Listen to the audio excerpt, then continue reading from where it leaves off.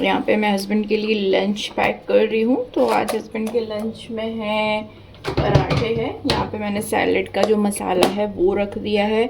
आज बनी है घर में आलू बीन्स की सब्ज़ी। सिर्फ थोड़ी सी ही बीन्स बची थी तो फिर मैंने आज ना आलू डाल के इसकी सब्ज़ी बना दी है। साथ में यहाँ पे मैंने रखी है सैलेड और यहाँ पे अंगूर हो गए हैं और एक कटलरी। इसमें मैंने सत्तू का ड्रिंक बना के रखा है जिसकी रेसिपी मैंने आपके साथ कई बार शेयर की है, इसलिए मैंने ना आज शेयर नहीं की है।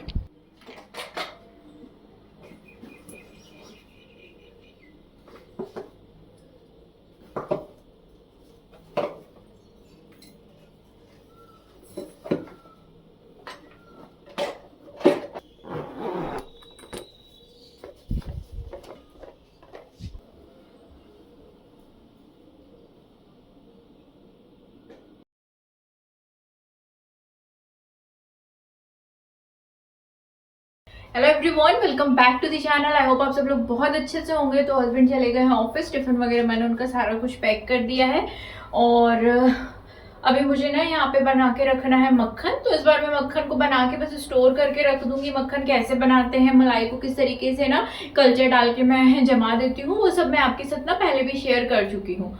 तो इसलिए मैंने वो जो रिकॉर्डिंग है रात में नहीं की थी। तो बस मुझे अभी मक्खन बना के स्टोर करना है क्योंकि मेरे हस्बैंड को पसंद है और अभी मेरे पास इतना टाइम नहीं है कि मैं मक्खन से ना घी बना के रख सकूँ, क्योंकि ऑल ऑफ सडन मुझे जाना है मेरे घर। आज की मेरी टिकट है तो मुझे ना आज ट्रेवल करना है, तो शाम की मेरी फ्लाइट है। तो उसके पहले मुझे घर का जो भी सारा काम है ना, मुझे अपना काम जो है वो ख़त्म करना है। तो बस बाकी तैयारी पैकिंग जो है ना वो मैंने रात में ही अपनी जो है वो कर ली है। तो काफ़ी सारा सामान हो गया है और मैं जा रही हूँ अपने घर। लगभग ना 1.5 साल होता है, मैं 1.5 साल से अपने घर नहीं गई हूँ। मतलब मैं अपने मायके जा रही हूँ, तो बहुत ज़्यादा एक्साइटमेंट है। तो इसीलिए चलिए जो बचे कुछ काम है ना अपने वो कर लेते हैं। ये देखिए, ये जम गया था तो मैंने ना इसको फ्रिज में रख दिया था। बहुत अच्छे से इससे निकलता है। दूध की गंजी खाली हुई थी सुबह तो मैंने रख दी थी, क्योंकि इसमें थोड़ी सी मैं प्रोसेस कर लूँगी बटर मिल्क की। और अब इसको ना हम जल्दी से कर लेते हैं।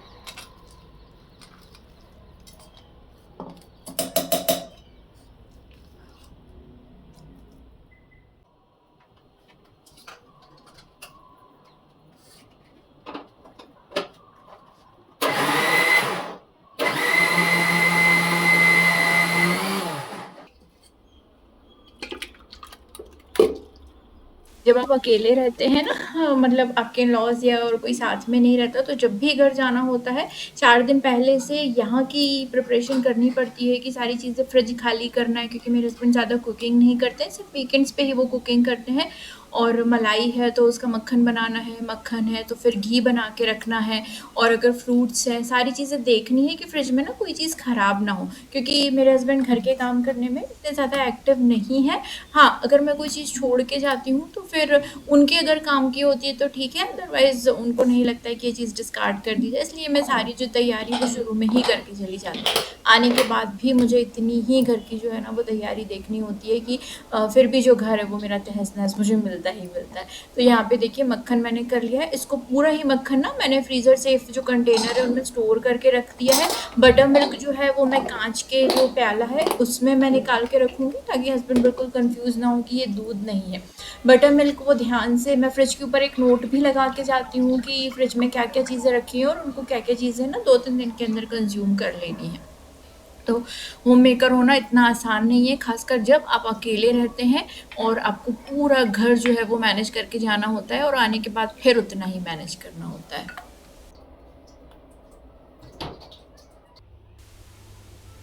यूटिलिटी में जो सामान रखा है ना उसमें डिश वॉशर का डिटर्जेंट, डिश वॉशर का सॉल्ट और नॉर्मल हम रेगुलर बेसिस पे जो डिटर्जेंट यूज़ करते हैं वो सारी चीज़ें ही वहाँ पे वाइट हैं।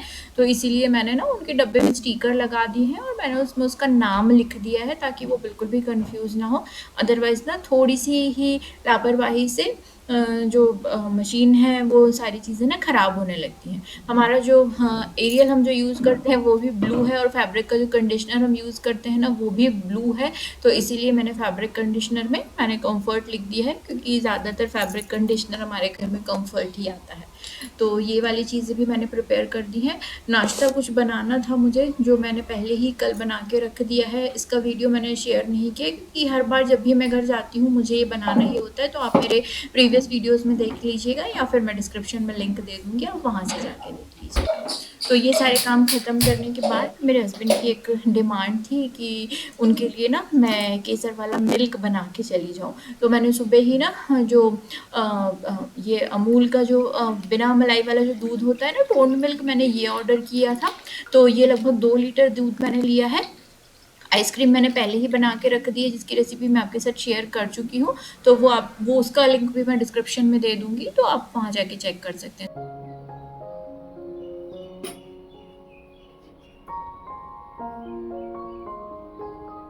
तो दूध में अच्छे से जब बॉईल आ गया था ना, फुल क्रीम मिल्क के साथ भी ये बना सकते हैं और अच्छा लगता है। तो ये जो ड्राई फ्रूट्स का जो पेस्ट है, जो मैंने आइसक्रीम में यूज़ किया था, ये मैंने थोड़ा सा बचा लिया था। इसको मैं दूध के साथ ना ऐड कर दूँगी, और अच्छे से मैं इसको दूध के साथ ना बॉईल हो जाने के लिए छोड़ दूँगी। अच्छा, मैं यहाँ पे ना दूध में कुछ भी मीठा ऐड नहीं कर रही हूँ, मेरे हस्बैंड मीठा नहीं खाते हैं। आप चाहें तो जब ये ड्राई फ्रूट्स अच्छे से बॉईल हो जाएंगे तो उसमें आप ना शक्कर डाल दीजिएगा, शुगर, और उसको बस अच्छे से मेल्ट होने दीजिएगा, और उसके बाद फिर आपको गैस बंद कर देना है। इसको मैंने दूसरी गंजी में ट्रांसफ़र कर दिया है, ताकि ये जल्दी से ठंडा हो जाए। और इसके बाद अब मैं ना एक दूसरी मिठाई बनाने की प्रिपरेशन कर लेती हूँ। यहाँ पे मैं ना होममेड मिठाई लेके जाऊंगी। ये बहुत ही अच्छे हैं, और ये बहुत अच्छे ये पेड़े बनते हैं। मैंने पहले भी इसकी रेसिपी आपके साथ शेयर की थी। तो यहाँ पे मैंने 300 ग्राम जो है वो मावा लिया है, उसका जस्ट हाफ आपको शुगर लेना है। और यहाँ पे मैंने ना 1 कप बादाम ली है। बादाम आप इसमें थोड़ी सी ना 1.25 कप तक बढ़ा सकते हैं।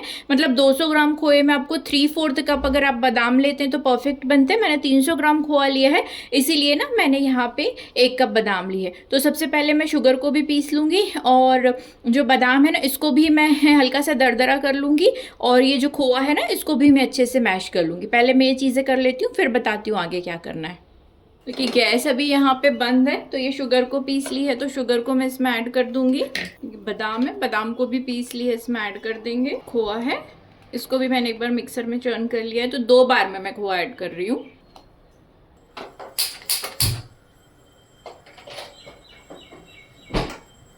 अब हमने ना गैस ऑन कर दिया है। अब इसको आपको चला चला के अच्छे से ना कुक कर लेना। तो शुरुआत में तो ये थोड़ा सा जो है वो रनी होगा, क्योंकि शक्कर मेल्ट होगी, और उसके बाद फिर ये थिक होने लगेगा।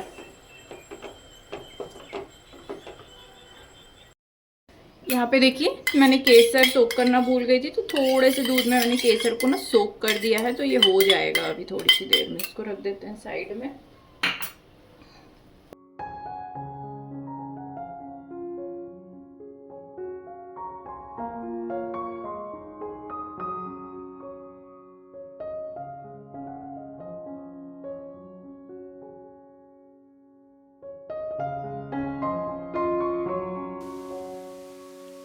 जब ये मिक्सचर थोड़ा सा इकट्ठा होने लगेगा ना, 5-7 मिनट के बाद, तो मैं इसमें केसर ऐड कर दूंगी। अगर आप केसर ऐड नहीं करना चाहते तो आप इसमें कोई भी फूड कलर जो है येलो, वो ऐड कर सकते हैं। बट केसर से ना इसका टेस्ट और कलर दोनों ही बहुत ही ज़्यादा अच्छा आता है। देखिए, ये पूरा जो है वो एक साथ होने लगा है। तो अब मैं इसको एक दूसरी प्लेट में ना ट्रांसफ़र कर दूंगी, और इसको मैं बिल्कुल ठंडा हो जाने के लिए छोड़ दूंगी।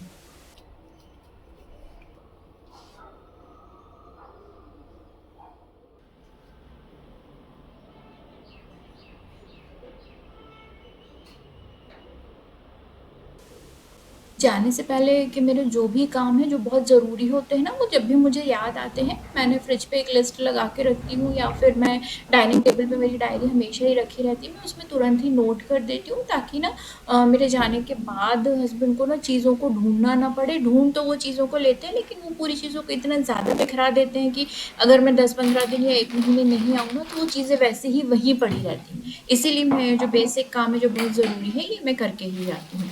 तो अभी जिस तरीके के हमारे देश के और विश्व के हालात चल रहे हैं, उनको देखते हुए मुझे लगा कि इंडक्शन मैंने बॉक्स में रखा हुआ है तो उसको मैं निकाल देती हूँ। हालाँकि हमारे यहाँ पाइपलाइन के थ्रू गैस आती है पीएनजी, तो इतनी कोई दिक्कत नहीं होने वाली है। स्टिल मैंने जो इंडक्शन है वो निकाल के बाहर वाली अलमारी में मैं इसको शिफ्ट कर दूँगी।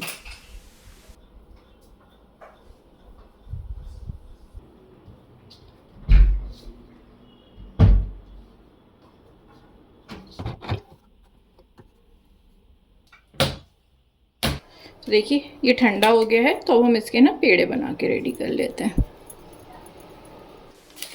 अगर आप घर में इंस्टेंट कोई बहुत अच्छी बहुत टेस्टी मिठाई बनाना चाह रहे हैं ना, तो आप ये वाले पेड़े ज़रूर ट्राई कीजिएगा।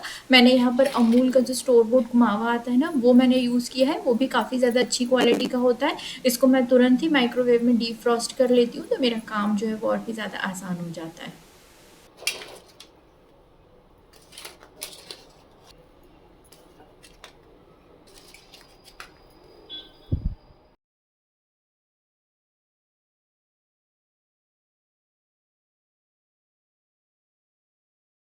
इसके बाद घर की डस्टिंग क्लीनिंग मैंने कर दी थी, शावर ले लिया था, पूजा कर ली थी। लंच जो है वो मैंने अपने लिए भी साथ में सुबह ही बना लिया था।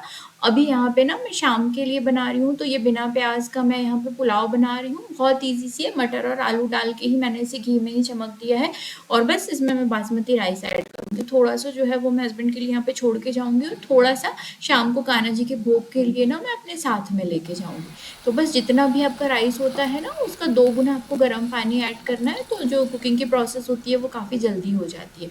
थोड़ी सी हल्दी, मिर्ची और थोड़ा सा नमक, गरम मसाला और नींबू का रस डाल के मैंने ये जो पुलाव है ना, ये मैंने प्रिपेयर किया है।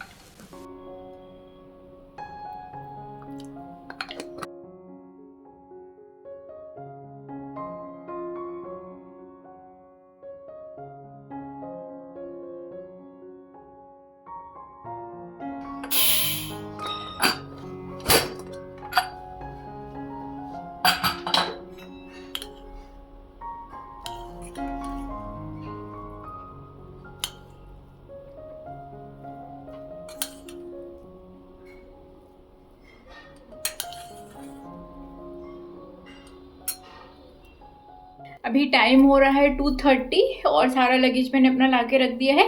कान्हा जी की बास्केट भी मैंने रख दी है सारी रेडी करके, बस उनको बिठाना है, तो वो मैं जाते जाते उनको बिठा दूंगी उसमें। और अभी मेरे पास ना लगभग 2 घंटे के करीब है, क्योंकि 4:30 जो है वो मेरी कैब आएगी। तो जब तक थोड़ी देर में रेस्ट कर लेती हूँ। पूरा काम हो गया है, बस डिश वॉशर चलाना है, तो वो हस्बैंड शाम में चला देंगे, टिफिन लेके आएंगे, वो डालने के बाद कपड़े जाते जाते अगर सूख गए तो मैं उठा दूंगी, नहीं तो फिर हस्बैंड जो है वो कपड़े भी आके उठा लेंगे। तो चलिए अभी मैं थोड़ी देर रेस्ट करती हूँ। और खाना मैंने पैक कर लिया है, मिठाई जो बनाई थी वो भी मैंने पैक कर ली है। तो चलिए फिर मैं आपको मिलती हूँ जाते टाइम। यहाँ पे मैं जाने के लिए बिल्कुल अभी रेडी हो गई हूँ। तो बस पता नहीं वॉइस ओवर करते समय मैंने देखा कि ये वाली जो वॉइस मैंने लाइव रिकॉर्ड की थी, इसमें बहुत ज़्यादा डिस्टर्बेंस हो रहा था, तो इसलिए मुझे यहाँ पे ना वॉइस ओवर करना पड़ा। कान्हा जी को बस मैं अब उनकी बास्केट में बिठा दूंगी। और कान्हा जी की बास्केट मैंने किस तरीके से अंदर गद्दे वगैरह, तकिए वगैरह लगा के बनाई है, ये मैंने आपके साथ शेयर की हुई है, तो आप मेरे वीडियोज़ में जाके ना देख सकते हैं। बस जाने के लिए मुझे अब थोड़ा ही टाइम बचा है, और मैं बहुत लंबे टाइम के बाद जा रही हूँ ना, तो एयरपोर्ट अकेले थोड़ी सी घबराहट होती है, बट स्टिल कि हाँ चलो चले जाएंगे। अपनी टिकट में एक बार चेक कर लूँगी, और मैं अपना बोर्डिंग पास चेक कर लूँगी। अगर मुझे लगेगा कि मैं अच्छे से ना दो चीज़ हाथ में कैरी नहीं कर पा रही हूँ, तो मैंने इस वाले बैग में अपनी इतनी ऊपर जगह सिर्फ इतनी छोड़ी है कि मैं कान्हा जी की जो बास्केट है ना, उसको थोड़ी देर के लिए अगर रश हुआ एयरपोर्ट पे, तो देखिए उसको मैं इस तरीके से ना खुली रख लूंगी, और इस तरीके से मैं उसको पकड़ लूंगी, ताकि ये ऊपर से ना ये पूरी खुली रहेगी। अगर जरूरत पड़ेगी तो 5-10 मिनट के लिए मैं ऐसा करती हूँ, ताकि ना इतनी सारी चीजें संभालना जो है वो आसान हो जाता है। अभी जस्ट टाइम हो रहा है ना, मैं 10-15 मिनट और पहले जा रही हूँ, क्योंकि मैं जिनकी कैब बुक करके जाती हूँ ना, उन्होंने कहा कि आज एयरपोर्ट पे बहुत ज़्यादा रश है, तो सुबह सुबह किसी की भी चेक इन में थोड़ी सी परेशानी हुई है। 1 से 1.5 घंटे उनको लगे हैं सिक्योरिटी वाले में, और जो चेक इन का बैग है ना उसको जमा करने में। तो मैंने सोचा यार 10-15 मिनट पहले या 10-15 मिनट बाद में, मुझे तो जाना ही है। तो चलिए मैं हो गई हूँ रेडी, और अब निकलते हैं।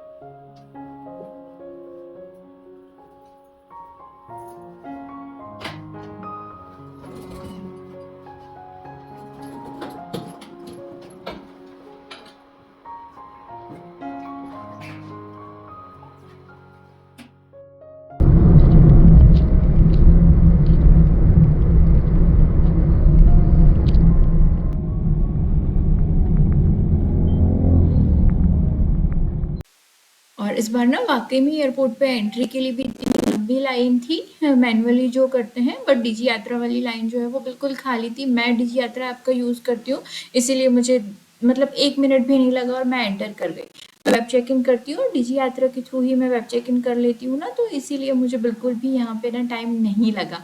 और मेरा जो है ना काफ़ी ज़्यादा टाइम जो है वो एयरपोर्ट पे फ्री बैठे बैठे ही बीत गया।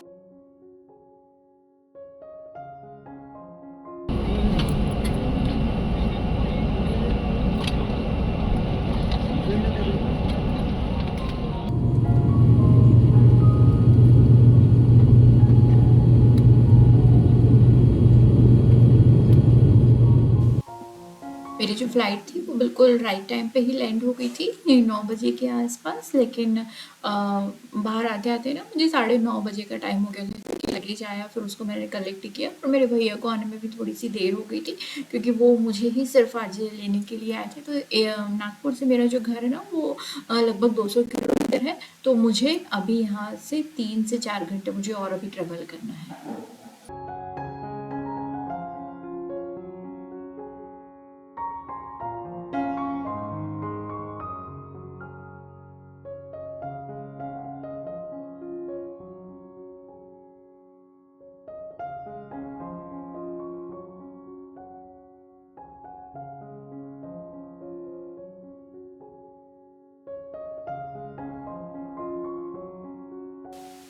घर पहुँचते-पहुँचते ना मुझे रात में 1 बज गए थे, तो बहुत ज़्यादा लेट हो गया था। तो यहाँ पे मेरे भैया आ गए हैं लेने के लिए मुझे, तो अब मैं निकलूँगी यहाँ से अपने घर।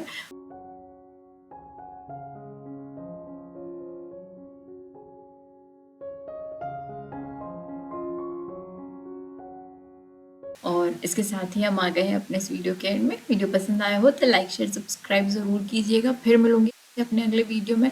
Till then take care, bye bye.